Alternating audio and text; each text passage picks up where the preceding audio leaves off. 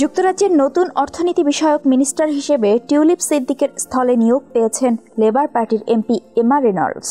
প্রধানমন্ত্রী Keir Starmer এই নিয়োগ দিয়েছেন বলে জানিয়েছে বার্তা সংস্থা রয়টার্স।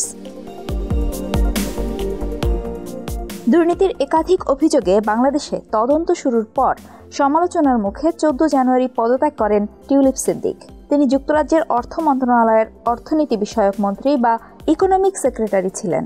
মন্ত্রী হিসেবে দেশটির আর্থিক খাতে দুর্নীতি দমনের দায়িত্বে ছিলেন টিউলিপ।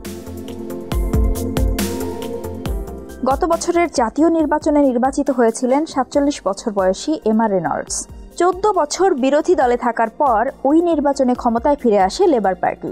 বর্তমানে দক্ষিণ ইংল্যান্ডের ওয়াইকম্ব নির্বাচনী এলাকার প্রতিনিধিত্ব করেন এমা রেনল্ডস। এর আগে 2010 থেকে 2019 সালের মধ্যে তিনি মধ্য ইংল্যান্ডের বিভিন্ন আসন থেকে নির্বাচন করে আইন প্রণেতা হিসেবে দায়িত্ব পালন করেছেন।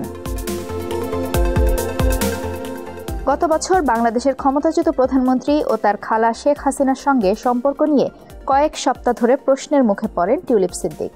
লন্ডনে আওয়ামী লীগ সংশ্লিষ্ট বেশ কয়েকজনের সাথে সম্পর্ক রাখার ও তাদের থেকে সুবিধা নেওয়ার অভিযোগ রয়েছে টিউলিপের বিরুদ্ধে।